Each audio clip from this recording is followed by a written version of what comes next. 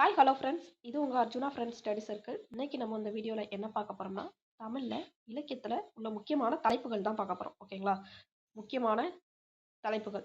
அந்த தலைப்புகள் என்னென்னலான்னு பார்த்தீங்கன்னா, குறுந்தொகை, ஐங்குறுநூறு, கலித்தொகை, நற்றிணை, கலிங்கத்து பரணி, தமிழ் விடு தூது, முத்தொள்ளாயிரம், காவடி சிந்து, நந்தி கலம்பகம், இப்படி இலக்கியத்தில் ரொம்ப ரொம்ப முக்கியமான டாபிக்ஸ் தான் பார்க்க போகிறோம். ஓகேங்களா?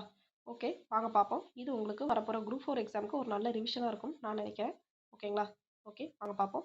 ஃபஸ்ட்டு பாருங்கள், குறுந்தொகை ஸ்கூல் புக்கில் எதுலலாம் கவர் ஆகுதுன்னு பாருங்கள். 11th 12th ஓல்டு புக்கில் கவர் ஆகுது. Next 9th 11th new Tamil புக்கில் இருக்குது. ஓகேங்களா? ஓகே, குறுந்தொகை எப்படி பிரித்து எழுதலாம்னா, குறுமை குற்றல் தொகைன்னு பிரித்து எழுதலாம். குறுந்தொகை வந்து எந்த நூலில் ஒன்றுனா 8 தொகை நூல்களில் ஒன்று. ஓகேங்களா? இது நம்ம எல்லாத்துக்குமே தெரியும். 8 தொகை நூல்களில் ஒன்று தான் குறுந்தொகை. நற்றிணை, நல்ல குறுந்தொகை, ஐங்குறுநூறு, ஒத்த பதிற்றுப்பத்து, ஓங்கு பரிபாடல், இத்திரத்தோடு அகம்புறமென இத்திரத்த 8 தொகை அப்படின்ட்டு வரும். ஓகேங்களா? ஒரு நூற்பா, அதை கூட நல்லா படிச்சு வச்சுக்கோங்க. ஓகேங்களா? ஓகே, குறைந்த அடியளவால் பாடப்பெற்ற பாடல்களின் தொகுப்பே குறுந்தொகை அப்படின்னு சொல்லியிருக்காங்க. இது வந்து 8 தொகை நூல்களில் ஒன்றுன்னு தெரியும். இது கடல் வாழ்த்து கூட 401 பாடல்கள் உடனேங்காங்க. சில புக்கில் எப்படின்னா 401, ஆல்ரெடி 401 இருக்கு, ப்ளஸ் 1 கடல் வாழ்த்து சேர்த்து 402 பாடல்கள் இருக்குன்னு சில புக்கில் சொல்லியிருக்காங்க. ஓகேங்களா? ரெண்டுத்தையுமே தெரிஞ்சு வச்சுக்கோங்க. ஓகே, நெக்ஸ்ட் பாருங்க, இது வந்து ஒரு அகநூல். குறுந்தொகை வந்து ஒரு அகப்பொருள் சார்ந்த நூல். ஓகேங்களா? இது ரொம்ப ரொம்ப முக்கியங்க. இது வந்து அடிவரையறை 4 to 8, குறைந்த அடிகளவாக 4, அதிக அடிவரையறை 8 இருக்கும். ஓகேங்களா? 4 to 8 ஸ்டான்ஸ் வரைக்கும் இருக்கும். அதான் இதோடைய அடிவரையறை. இது ரொம்ப ரொம்ப முக்கியம். இது தொகுத்தவர் யாருன்னு பார்த்தீங்கன்னா பூரிக்கோ. இதுவும் ரொம்ப முக்கியமானதான். குறுந்தொகை தொகுத்தவர் யாருன்னா பூரிக்கோ. இதற்கு கடல் வாழ்த்து யார் பாடியிருக்காங்கன்னு பார்த்தீங்கன்னா பாரதம்பாடிய பெருந்தேவனார். இந்த பாடலாசிரியர் குறித்த செய்திகள் கிடைக்கவில்லை. அதாவது கடவுள் வாழ்த்து பாடினவர் தான் பாரதம்பாடிய பெருந்தேவனார். தொகுத்தவர் யாருன்னா பூரிக்கோ. ஓகேங்களா? இந்நூல் வாயிலாக பண்டை தமிழரின் இல்வாழ்க்கை, ஒழுக்கம், மகளிர் மாண்பு, அற உணர்வு எல்லாத்தையும் தெரிஞ்சுக்கலாம். இது வந்து நல்ல குறுந்தொகை அப்படின்னு சிறப்பித்து கூறப்படுகிறது. இதை வந்து உரையாசிரியர்கள் பலராலும் அதிகமாக மேற்கோள் காட்டப்பட்ட நூல் என்னன்னு பார்த்தீங்கன்னா குறுந்தொகை தான். முதலில் தொகுக்கப்பட்ட நூல் என்னன்னா குறுந்தொகை தான்.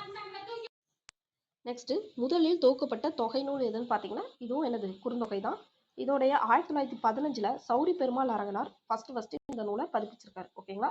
சௌரி பெருமாள் அரங்கனார் 1915 பதிப்பிச்சிருக்காரு. இப்போ இதை பாயிண்டா பார்த்தோம்னு வச்சுங்களேன், இது வந்து 8 தொகை நூல்கள்ல ஒன்று. நெக்ஸ்ட் அடிவரையறை 4 to 8. இதை தொகுத்தவர் யாருன்னா பூரிக்கோ. ஓகேங்களா? தொகுத்தவர் யாரு? பூரிக்கோ. இதுக்கு வந்து பாரதம்பாடிய பெருந்தேவனார் வந்து என்ன பண்ணியிருக்காருன்னா கடவுள் வாழ்த்து பாடல் பாடியிருக்காரு. ஓகேங்களா? இது வந்து நெக்ஸ்ட் நல்ல குறுந்தொகை அப்படின்னு சிறப்பிக்கப்படுகிறது. ஓகேங்களா? நல்ல குறுந்தொகை. இதில் உள்ள பாடல்கள்னா 401 பாடல்கள் கடவுள் வாழ்த்து உட்பட. சில புக்கில் கடவுள் வாழ்த்து உட்பட 402 பாடல்கள் அப்படின்னு சொல்லியிருக்காங்க. நெக்ஸ்ட் உரையாசிரியர்கள் அதிகமாக மேற்கோள் காட்டப்பட்டது. ஃபர்ஸ்ட் இதை வந்து பதிப்பித்தவர் யாருன்னு பார்த்தீங்கன்னா சௌரி பெருமாள் அரங்கனார். எப்போனா 1915. ஓகேங்களா? இந்த 8 பாயிண்ட் தான். இதோட எனது குறுந்தொகை முடிஞ்சது. நெக்ஸ்ட் பாருங்க, ஐங்குறுநூறு. ஐங்குறுநூறு ஐங்குறுநூறு எதுலலாம் இருக்குன்னா 11th new and old Tamil புக்கில் இருக்குது. ஓகேங்களா? ஐங்குறுநூறு எப்படி பிரிக்கலாம் பார்த்தீங்கன்னா 5 கூட்டல் குறுமை கூட்டல் 100ன்னு பிரிக்கலாம். இதோடைய அடிவரையறை எவ்வளோ பார்த்தீங்கன்னா 3 to 6. 8 தொகை நூல்களே மிக குறைந்த அடிவரையறை கொண்ட நூல் எதுன்னு கேட்டாங்கன்னா ஐங்குறுநூறு தான் நம்ம சொல்லணும். நம்ம என்னது குறுந்தொகை என்ன குறுன்னு இதிலே இருக்குது அப்படின்னு நம்ம குறுந்தொகைன்னு போட்டக்கூடாது. ஓகேங்களா? ஓகே, இதை வந்து ஐங்குறுநூறை 5 திணையாக பகுத்திருப்பாங்க. குறிஞ்சி, முல்லை, மருதம், நெய்தல், பாலை. ஒரு திணைக்கு என்னது 100 பாட்டு. ஸோ 5 திணைக்கு 500 பாட்டு இருக்கும். ஓகேங்களா? நெக்ஸ்ட் பாருங்க, இதில் முக்கியமானது என்னன்னா அடிக்கடி போர்த்துக்களை கூட கேட்பாங்க. அதாவது நம்ம ஐங்குறுநூறு பார்த்தோம். 500 பாடல்கள் இருக்குது. அதாவது இதை வந்து 5 திணையாக பகுத்திருக்காங்க. குறிஞ்சி, முல்லை, மருதம், நெய்தல், பாலை. ஒவ்வொரு திணைக்கும் 100 பாடல்கள்னு பார்த்தோம். அந்த 100 பாடல்களை யார் பாடினாங்க, அந்தந்த திணைக்கு ஒவ்வொரு ஆசிரியர் பாடியிருப்பாங்க. அதைத்தான் நம்ம பார்க்கணும். ஓகேங்களா? குறிஞ்சிக்கு ஏறின கபிலர், முல்லைக்கு ஏறின பேனார், மருத திணைக்கு ஏறின ஓரம்போக்கியார், நெய்தல் திணைக்கு ஏறின அம்முவனார், பாலை திணைக்கு ஏறின ஓதலந்தையார். இது இந்த ஐங்குறுநூறுல ஞாபகம் வச்சுக்கிறதுக்கு ஒரு ஷார்ட்கட் இருக்கு. என்ன ஷார்ட்கட்னா, குறிஞ்சினாலே கபிலர்னு நம்ம எல்லாத்துக்கும் தெரிஞ்சிடும். ஸோ இதுக்கு தேவையில்ல. முல்லை திணைக்கு வந்து பேனார். முல்லையை வந்து எப்படி பேனார்னு ஞாபகம் வச்சுக்கலாம்னா முல்லை திணை என்ன சொல்லலாம், காடும் காடு சார்ந்த இடமும் சொல்லலாம். ஓகேங்களா? காடும் காடு சார்ந்த இடமும். காட்டுல என்ன இருக்கும்னா பேய் இருக்கும் அப்படின்னு ஞாபகம் வச்சுக்கோங்க. அப்படின்னா முல்லை திணைக்கு பேனார். ஓகேங்களா? நெக்ஸ்ட் மருதத்திணையை யார் பாடியிருப்பாருன்னா ஓரம்போகியார் பாடியிருப்பார். மருதத்திணையை என்ன சொல்லுவாங்க, வயலும் வயல் சார்ந்த இடமும். வயல்ல வரப்பொழியா போகும். வரப்பொழியா எப்படி போகும், ஓரமா போகும் அப்படின்னு ஞாபகம் வச்சுக்கோங்க. நெக்ஸ்ட் நெய்தல் திணை யாருன்னா அம்முவனார். இதை எப்படி ஞாபகம் வச்சுக்கலாம்னா நெய்தல் திணை என்ன சொல்லுவோம்? கடலும் கடல் சார்ந்த இடமும் சொல்லுவோம். ஓகேங்களா? கடலும் கடல் சார்ந்த இடமும். கடலுக்கு தனியா போக மாட்டாங்க. 3 பேர் சேர்ந்து தான் போவாங்க அப்படின்னு யோசிச்சுக்கோங்க. அப்படின்னா அம்முவனார். நெக்ஸ்ட் பாலை திணைக்கு ஓதலாந்தியார். பாலை திணைக்கு ஓதலாந்தியார். இதை அப்படியே ஞாபகம் வச்சுக்கோங்க. ஓகேங்களா? ஓகே. நெக்ஸ்ட் பாருங்க. ஒவ்வொரு திணையில் உள்ள 100 பாடல்களும் 10 பாடல்களாக தனித்தனி தலைப்புகளின் கீழ் பகுத்தமைக்கப்பட்டுள்ளன. அதாவது ஒவ்வொரு திணைக்கு 10 தலைப்பு இருக்குன்னு அர்த்தம். அப்படின்னா 5/100ன்னு வந்து. ஓகேங்களா? ஓகே. அதாவது ஐங்குறுநூறு 5ஆ பிரிக்கிறாங்க. குறிஞ்சி, முல்லை, மருதம், நெய்தல், பாலை.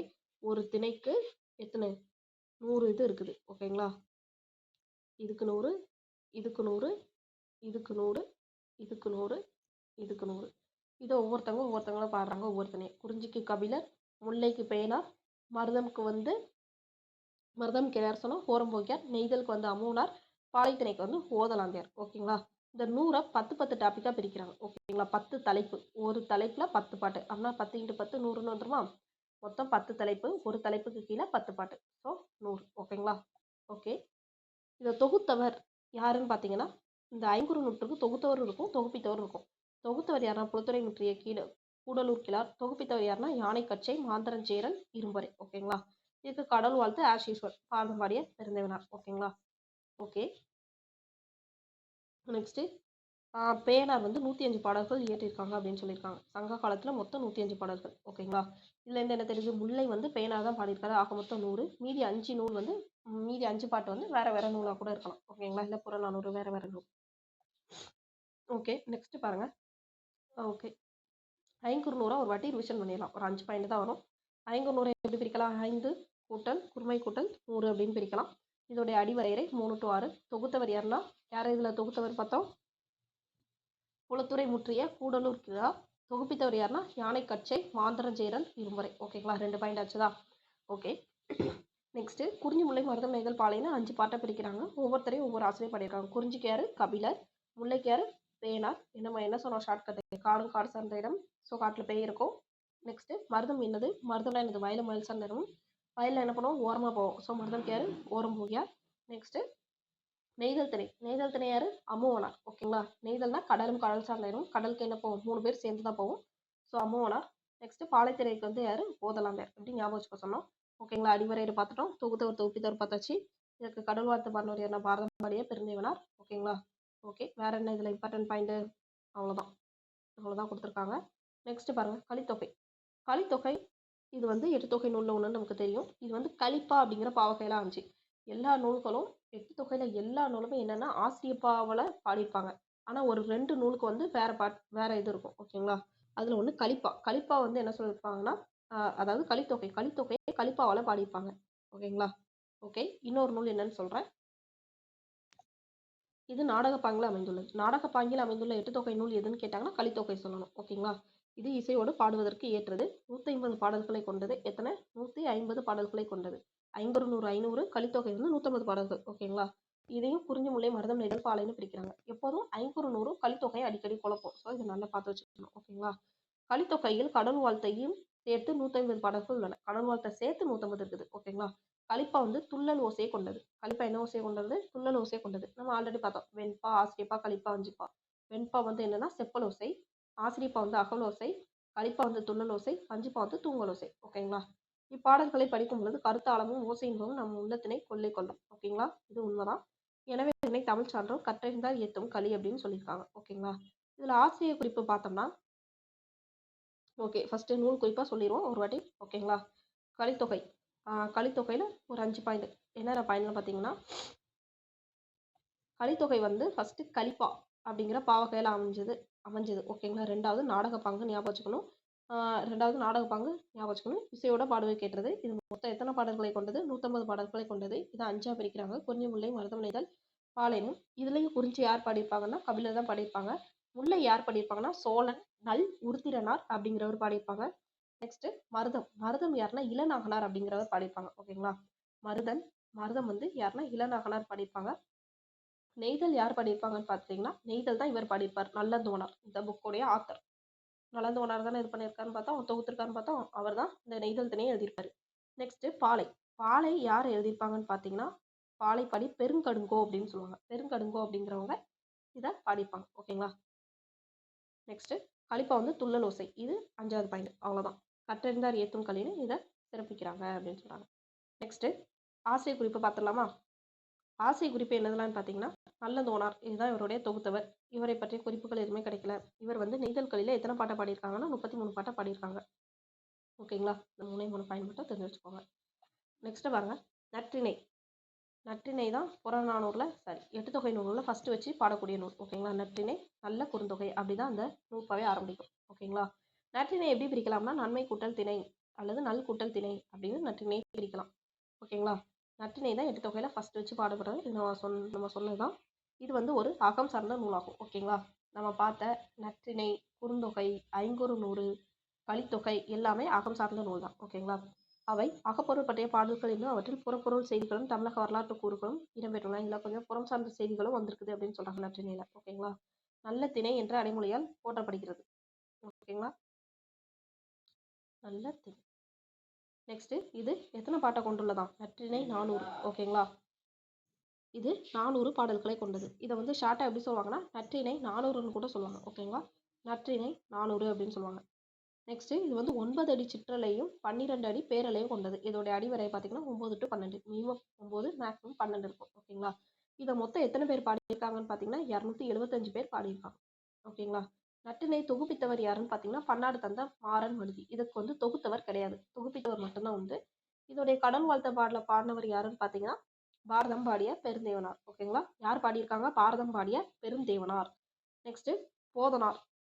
இதுல வந்து நற்றிணையோட அடிவரையறை 9 to 12ன்னு பார்த்தோம். ஆனா ஒரே ஒரு நூல் மட்டும் 13 அடிவரையறை இருக்கும். ஒரு எக்ஸம்ஷன். அது எத்தனாவது பாட்டுன்னு பார்த்தீங்கன்னா 110வது பாட்டு. இதை பாடினவர் யாருன்னு பார்த்தீங்கன்னா போதனார் அப்படிங்கிறது தான் இதை பாடியிருப்பாரு. ஓகேங்களா? நெக்ஸ்ட் ஓகே, ஓரறிவு உயிர்களையும் விரும்பும் உயரிய பண்பு விருந்தோம்பல் அறவழியில் பொருளீட்டல் முதலிய தமிழர்தம் உயர் பண்புகளை தெள்ளத் தெளிவாக எடுத்தியமும் நூலில் இது 5க்குமான பாடல்களாக உள்ளன. அதாவது ஓரறிவு உயிர்களை விரும்பும் உயரிய பண்பு விருந்தோம்பல் இதெல்லாம் சொல்ற நூல் எதுன்னு கேட்டாங்கன்னா நம்ம நற்றிணை போடணும். ஓகேங்களா? ஓகே, இதுல ஒரு 7 பாயிண்ட் இருக்கு, பார்த்துடலாம். வரீங்களா? நற்றிணையை எப்படி பிரிக்கலாம்? நன்மை கூட்டல் திணை அல்லது நல் கூட்டல் திணைன்னு பிரிக்கலாம். இதோடைய அடி வரையறை தான் 9 to 12. இதுக்கு இதை தொகுத்தவர் யாருன்னா பன்னாடு தந்த மாறன் மருதி. அதுக்கப்புறம் இதுக்கு கடவுளது பாடல் யாருன்னு பார்த்தீங்கன்னா வழக்கம் போல பாரதம் பாடிய பெருந்தேவனார் தான். ஓகேங்களா? ஓகே, இதை வந்து இதில் மொத்தம் எத்தனை பாடல்கள் இருக்குன்னா 400 பாடல்கள் இருக்குது. எத்தனை பாடல்கள்? 400 பாடல்கள் இருக்குது.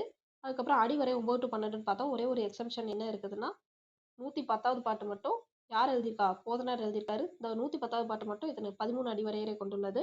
நெக்ஸ்ட் ஓரறிவு உயிர்களையும் விரும்பும் உயரிய பண்பு எந்த நூலில் சொல்லியிருக்குன்னு பார்த்தீங்கன்னா நற்றிணையில தான் சொல்லியிருக்குது. ஓகேங்களா?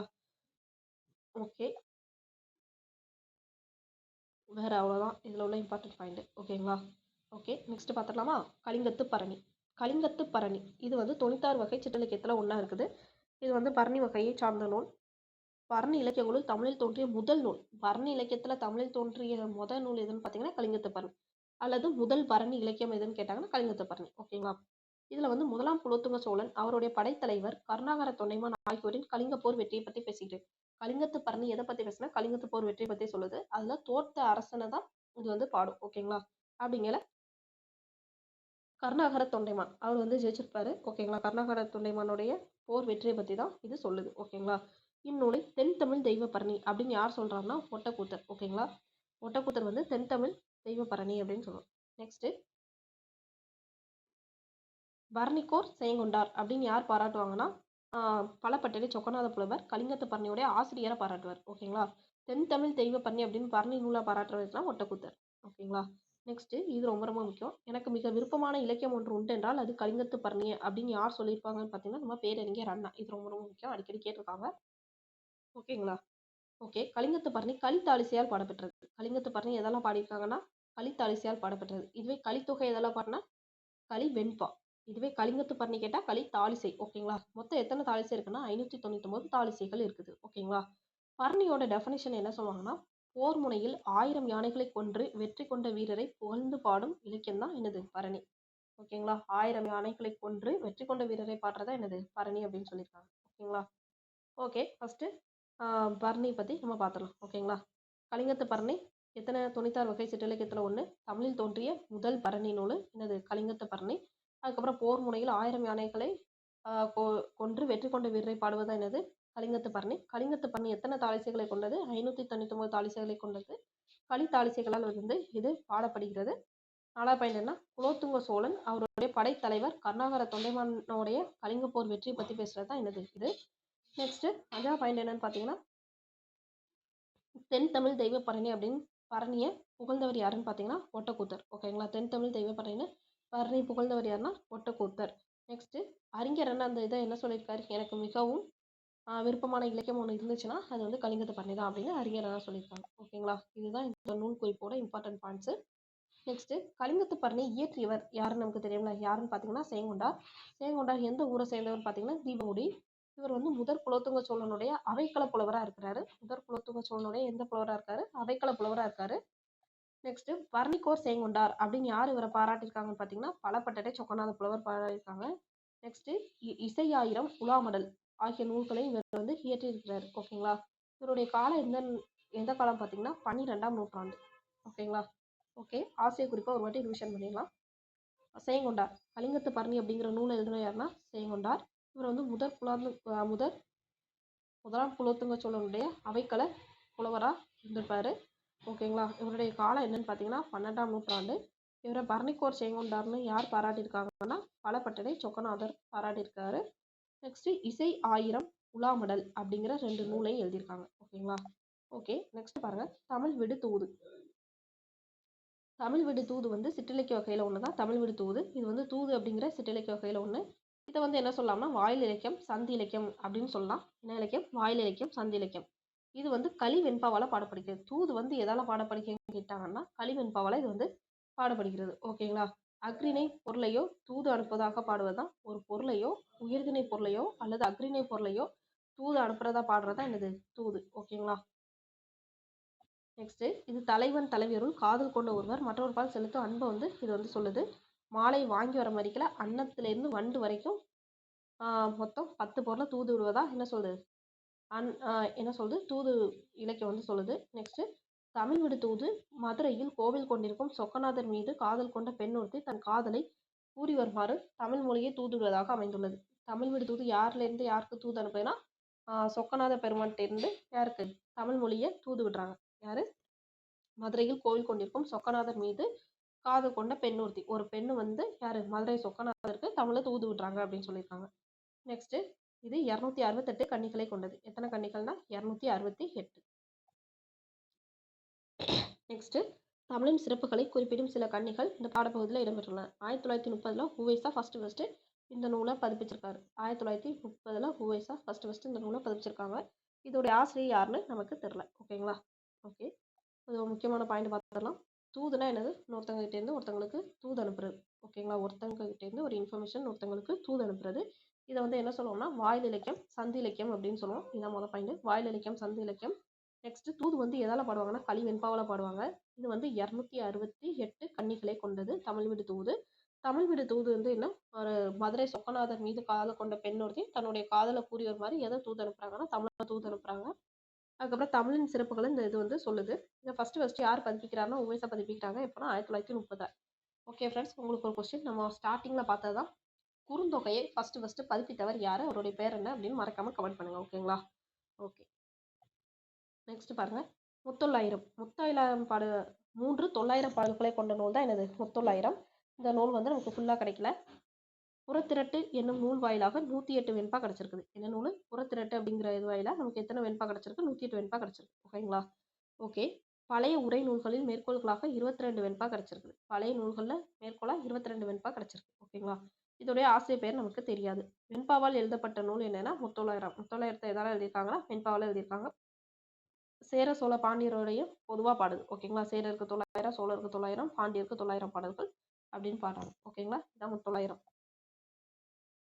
இவர் 5ஆம் நூற்றாண்டை சேர்ந்தவராக கருதப்படுகிறார். ஓகேங்களா? இந்த பாடலுடைய ஆசிரியர் யாருன்னா 5ஆம் நூற்றாண்டை சேர்ந்தவர் அப்படின்னு சொல்றாங்க.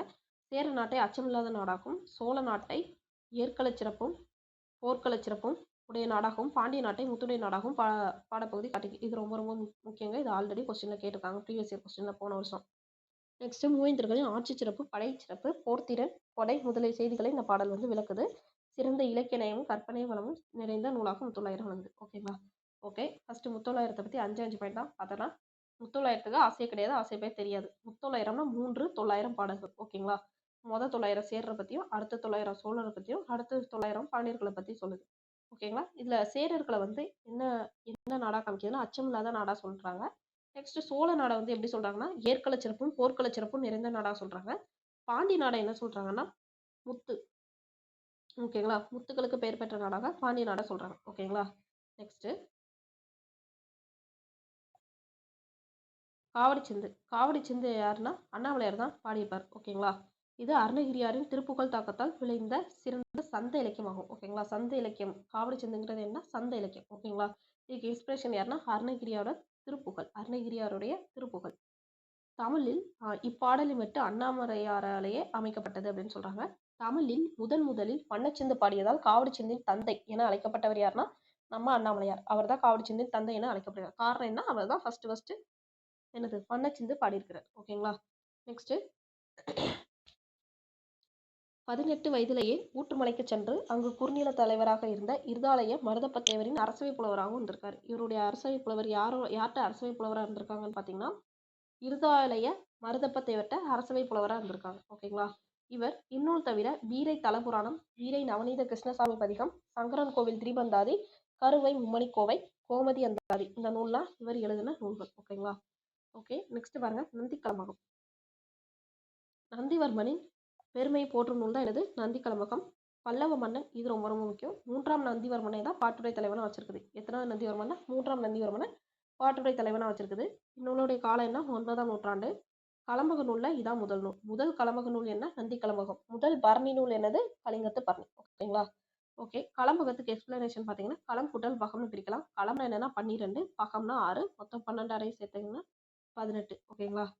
ஓகே, மொத்தம் இதுக்கு எத்தனை உறுப்புகள் இருக்குன்னா 18 உறுப்புகள். கலம்பகத்துக்கு எத்தனை உறுப்புகள் கேட்டாங்கன்னா 18 உறுப்புகள். இதுவும் ரொம்ப ரொம்ப முக்கியம். ஓகேங்களா? எத்தனை உறுப்புகள்? 18 உறுப்புகள். மனோன்மணியம். மனோன்மணியம் தமிழின் முதல் பாவடிவ நாடக நூல். தமிழின் முதல் பாவடிவ நாடக நூல் எதுன்னு கேட்டாங்கன்னா மனோன்மணியம். ஓகேங்களா?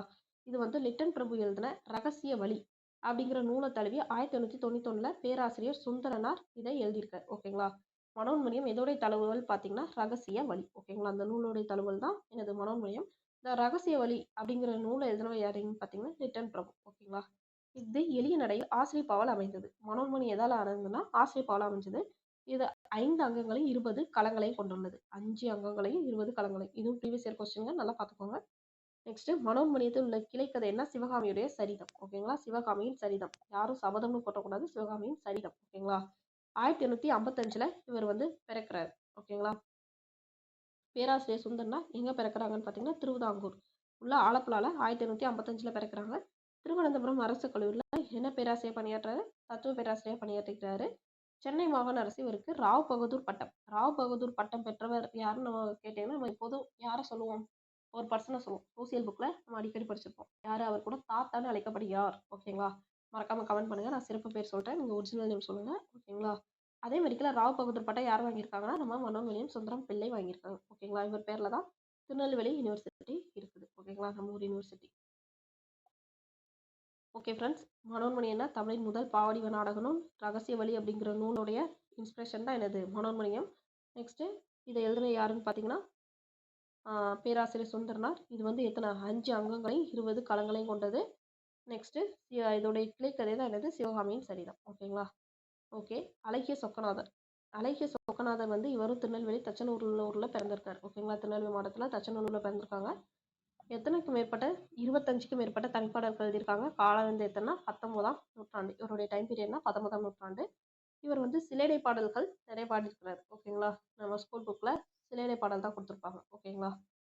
ஓகே, காலமேக புலவர். இவரும் சிலேடை பாடுவதில் வல்லவராக இருப்பாங்க. இவருடைய இயற்பெயர் என்ன பார்த்தீங்கன்னா வரதன்.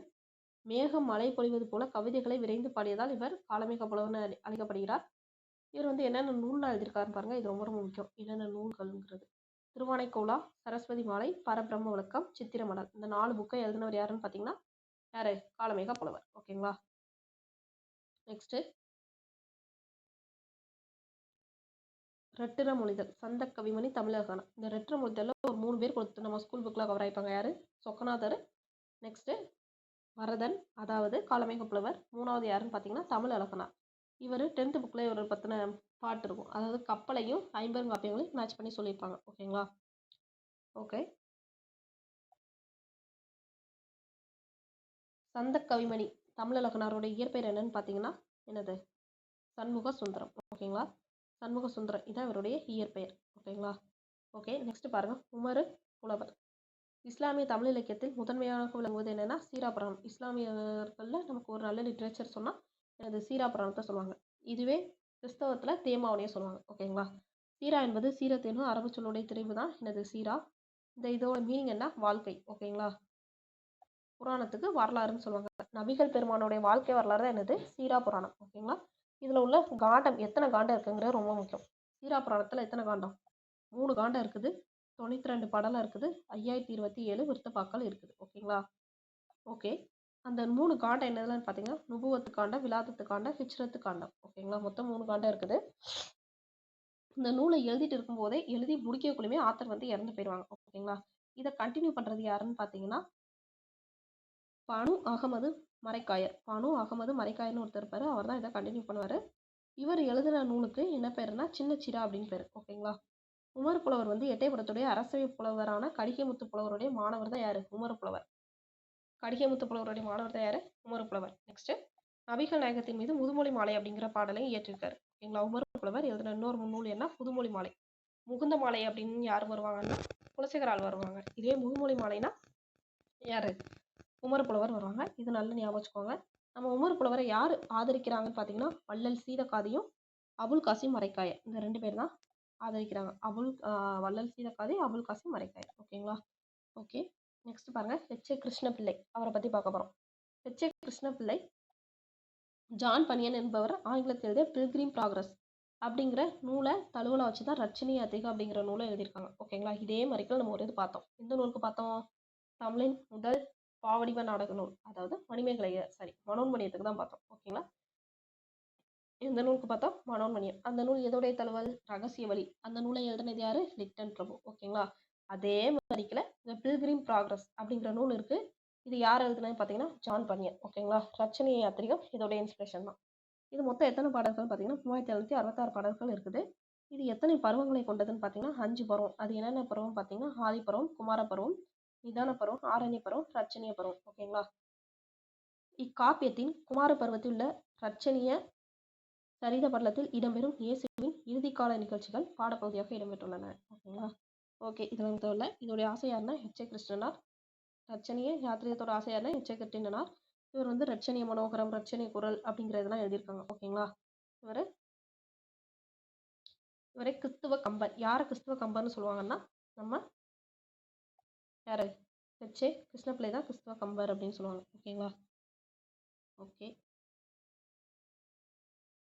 நெக்ஸ்ட் 14 கீழ்கணக்கு நூல்கள். 14 கீழ்கணக்கு நூல்கள் இது வந்து என்ன அறநூல்கள் அப்படின்னு சொல்லுவாங்க. ஓகேங்களா?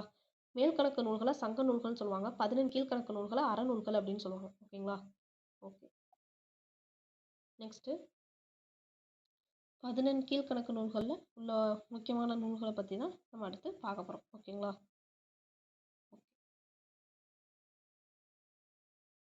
ஓகே. ஃபஸ்ட்டு நாலடியார். ஓகேங்களா? இது என்னன்னா நாலடியார். நாலடியாருக்கு இன்னொரு பேர் என்னதுலான்னு பார்த்தீங்கன்னா நாலடி 400 வேளாண் வேதம்.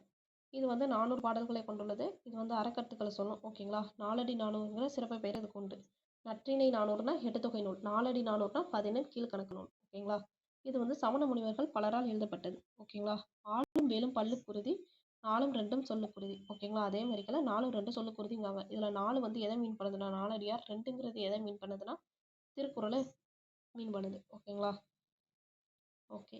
நம்ம திருப்பி கொடுத்ததே தான் கொடுத்துருக்காங்க. அடுத்து நான்மணிக்கடிகை வாங்க. நான்மணிக்கடிகையில் மொத்தம் எத்தனை பாடல்கள்னு பார்த்தீங்கன்னா 400 பாடல்கள். இதோடைய ஆசையார்னா விளம்பி நாகனார். விளம்பிங்கிறது ஊர் பெயர், நாகனார்ங்கிறது புலவருடைய இயற்பெயர். நான்மணிக்கடிகை வந்து கடிகைனா என்ன? அணிகலன் அப்படின்னு பொருள். ஓகேங்களா? ஒவ்வொரு பாட்டிலையும் 4 அறக்கருத்துக்கள் இருக்குது. இதான் இதோடைய மீனிங். நெக்ஸ்ட் பாருங்க. பழமொழி 400. இதுலேயும் 400 பாட்டுகள் இருக்குது. ஓகேங்களா? நான்மணிக்கடிகையிலையும் 400, பழமொழி 400லையும் 400 பாட்டு இருக்குது. ஓகேங்களா? இதோடைய ஆசை யாருன்னு பார்த்தீங்கன்னா மூன்றுரை அரையனார். மூன்றுரைங்கிறது ஊர் பேர், அரைங்கிறது அரசனை குறிக்கும் அப்படின்னு சொல்கிறாங்க. நெக்ஸ்ட்டு இவர் வந்து எத்தனாவது நூற்றாண்டை சேர்ந்தவர்னு பார்த்தீங்கன்னா 400 வருதா? ஸோ 4ஆம் நூற்றாண்டை சேர்ந்தவர். ஓகேங்களா? ஓகே. இவரும் எந்த சமயத்தை சார்ந்தவர்னா சமண சமயத்தை சார்ந்தவர். ஓகேங்களா? ஒவ்வொரு பாடல்லையும் ஒவ்வொரு பழமொழி இதில் இடம்பெற்றிருக்கும். பழமொழி 400ல் 400 பாட்டு இருக்குன்னா 400 பழமொழி இருக்குன்னு அர்த்தம். ஓகேங்களா? ஒவ்வொரு பாட்டுலையும் ஒரு பழமொழி இடம்பெற்றிருக்கும். நெக்ஸ்ட்டு ஆற்றுணா வேண்டுவது இல், இதுவும் பழமொழி 400 தான். கற்றவனுக்கு கட்டுச்சோறு வேண்டாம் அப்படின்னு சொல்ற நூல் எதுன்னு பார்த்தீங்கன்னா இதுவும் பழமொழி 400 தான். ஓகேங்களா? ஓகே, நெக்ஸ்ட் பாருங்க திரிகடுகம். திரிகடுகத்துடைய ஆசிரியர் யாருன்னா நல்லாதனார். இது ரொம்ப ரொம்ப இம்பார்ட்டன்ட். இவர் வந்து திருத்து அப்படிங்கிற ஊர்ல பிறந்திருக்காரு. ஓகேங்களா? திருநெல்வேலி மாவட்டத்துல திருத்து அப்படிங்கிற ஊர்ல பிறந்திருக்காரு. நெக்ஸ்ட் இவர் செரு அடுதோல் நல்லாதன். இது ரொம்ப ரொம்ப முக்கியம். செரு அடுதோல் நல்லாதன் என்று குறிப்பிடப்படுபவர் யார்? இல்ல செரு அடுதோல் என்ற அடைமொழியை கொண்டவர் யாருன்னு பார்த்தீங்கன்னா நல்லாதனார் நம்ம சொல்லணும். ஓகேங்களா? ஓகே, நெக்ஸ்ட் திரிகடுகம் நூல் குறிப்பை பற்றி பார்ப்போம். இது வந்து 14 கீழ்கணக்கு நூலில் ஒன்று. மொத்தம் எத்தனை வெண்பானா 100 வெண்பா. திரிகடுகத்துக்கு எத்தனை வெண்பா? 100 வெண்பா. சுக்கு மிளகு திப்பிலியால் ஆன பொருள் வந்து மக்களுடைய நோயை போக்கும். அதே மாதிரி அந்த பாடலில் உள்ள 3 கருத்துக்களும் மக்களுக்கு தெளிவை ஏற்படுத்தும் அப்படின்னு சொல்றாங்க. ஓகேங்களா? ஓகே, நெக்ஸ்ட் முதுமொழி காஞ்சி. இதை எழுதினவர் யாருன்னு பார்த்தீங்கன்னா மதுரை கூடலூர் கிழார். பிறந்த ஊர் என்ன? கூடலூர். இவர் தம் பாடல்களை நச்சினார், கிணியார் முதலிய நல்லுரை ஆசிரியர்கள் மேற்கோள்களாக கையாண்டுள்ளனர் அப்படின்னு சொல்லியிருக்காங்க. முதுமொழி காஞ்சியை யார் மேற்கோளாக யூஸ் பண்ணியிருக்காங்க? நச்சினார், கிணியார். ஓகேங்களா? இவர் சங்க காலத்துக்கு பின்னாடி தான் வந்திருக்காரு. முதுமொழி காஞ்சி ரொம்ப ரொம்ப இம்பார்ட்டன்ட். நெக்ஸ்ட்டு காஞ்சி திணையின் முதுமொழி காஞ்சிங்கிறது எதில் ஒன்றுனா காஞ்சி திணையோட துறைகளில் ஒன்று அப்படின்னு சொல்கிறாங்க. இது உலகியல் உண்மைகளை தெளிவாக எடுத்து இயம்பும். இது முதுமொழி காஞ்சி. இதற்கு இன்னொரு பேர் என்ன? அறவுரை கோவை. இதில் ஒவ்வொரு இதுலையும் 10 அதிகாரம் இருக்கும். ஓகேங்களா? ஒவ்வொரு அதிகாரத்திலும் இதில் 10 அதிகாரம் இருக்கும். ஒவ்வொரு அதிகாரத்திலும் 10 செய்யுள் இருக்குது. அப்படின்னா எத்தனை? 100 ஆச்சுதா? 10 ஓகே. நூல் பயன் என்ன கொடுத்துருக்காங்கன்னு பாருங்க. முதுமொழி காஞ்சி கற்போரின் குற்றங்களை நீக்கி அறம் பொருள் இன்பம். ஓகே, நெக்ஸ்ட் பாருங்க ஏலாதியை இயற்றுவர் யாருன்னு பார்த்தீங்கன்னா கனிமேதாவியார். ஓகேங்களா? ஏலாதியை இயற்றுவர் யாருன்னா கனிமேதாவியார். இவருடைய பேர் என்ன? கனிமேதையர் அப்படிங்கிற இன்னொரு பேர் இவருக்கு உண்டு. இவர் வந்து சமண சமயத்தை சேர்ந்தவர். இந்த 14 கீழ்கணக்கு நூல்களை பார்த்தீங்கன்னா மேக்ஸிமம் சமண சமயத்தை சேர்ந்தவங்களா தான் இருப்பாங்க. ஓகேங்களா? சமண சமயத்திற்கே உரிய கொல்லாமை முதலான உயரிய அறக்கருத்துக்களை இதில் சொல்லியிருக்காங்க. ஓகேங்களா? இதில் ஏலாதியில் இவர் வந்து 5ஆம் நூற்றாண்டை சேர்ந்தவர். இவர் வந்து திணைமாலை 150 அப்படிங்கிற நூலை எழுதியிருக்காங்க. ஓகேங்களா? இவர் தான் வடமொழியை அதிகம் கையாண்டிருப்பார். யார்? கனிமேதாவியார். கனிமேதாவியார் எழுதி இன்னொரு நூல் என்னன்னு பார்த்தீங்கன்னா திணைமாலை 150. 14 கீழ்கணக்கு நூல்களை 2 நூல்களை எழுதியிருக்க யாருன்னு பார்த்தீங்கன்னா கனிமேதாவியார் தான் 2 நூல்களை எழுதியிருப்பாங்க. ஓகேங்களா? ஓகே, நம்ம ஏலாதியை பற்றி நூற்குறிப்பு பார்க்கலாம். ஏலாதி 14 கீழ்கணக்கு நூலில் ஒன்று பார்த்தோம். இது சிறப்பு பாயிரம், தற்சிறப்பு பாயிரம் உட்பட எத்தனை வெண்பாடுகளை கொண்டது? 81. இது நோட் பண்ணிக்கணும். இதெல்லாம் 100, 400 வரும். ஆனால் ஏலாதி மட்டும் 81. ஓகேங்களா?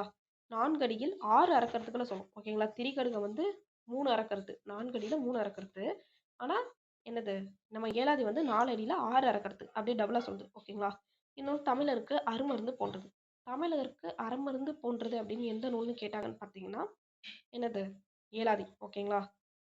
இதில் என்னென்ன நூல்லாம் கலந்துருக்குன்னு பார்த்தீங்கன்னா அதாவது என்னென்ன மருந்து பொருட்கள்லாம் கலந்துருக்குன்னு பார்த்தீங்கன்னா லவங்கம், சிறுநாவற்பூ, சுக்கு, மிளகு, திப்பிலி. இதுவே திரிகடுகம் பார்த்தீங்கன்னா சுக்கு, மிளகு, திப்பிலியோட முடிஞ்சது. இதுவே ஏலாதின்னு பார்த்தீங்கன்னா சுக்கு, மிளகு, திப்பிலி ப்ளஸ் லவங்கம், சிறுநாவற்பூ. ஓகேங்களா? இந்த 6 மருந்து வரும். ஓகேங்களா? நெக்ஸ்ட்டு இம்மருந்து உண்ணுபவரின் உடற்பிணியை போக்கும். அதுபோல் இதில் உள்ள நூலோடைய அறக்கருத்துக்கள் அறியாமை அகற்றும். ஓகேங்களா? ஓகே, நெக்ஸ்ட்டு இதில் உள்ள முக்கியமான கொஸ்டின்ஸ். ஓகேங்களா? இதில் உள்ள முக்கியமான கொஸ்டின்ஸ் வந்து இன்னொரு வீடியோவாக போடுவோம், இல்லை ஷார்ட்ஸாக போடுவோம். மறக்காமல் பாருங்கள். ஓகே ஃப்ரெண்ட்ஸ், எல்லோரும் எக்ஸாமுக்கு நல்ல ரிவிஷன் பண்ணுங்கள். இந்த வீடியோ உங்களுக்கு நல்ல ரிவைஸ் பண்ணுறதுக்கு யூஸ்ஃபுல்லாக இருக்கும்னு நம்புகிறோம். நம்ம சேனலில் ஜூலை 1லேருந்து ஃப்ரீயாக டெஸ்ட் பேட்ச் கொடுக்க போகிறோம். அதாவது நாளையிலேருந்து தான். ஓகேங்களா? மறக்காமல் அந்த யூடியூப் லைவ் டெஸ்ட்டை அட்டன் பண்ணுங்கள். உங்களை நீங்களே செக் பண்ணிக்கோங்க. ஓகேங்களா? அதுவும் நல்ல ரிவிஷனாக உங்களுக்கு அமையும். ஓகே, பாய், தேங்க்யூ.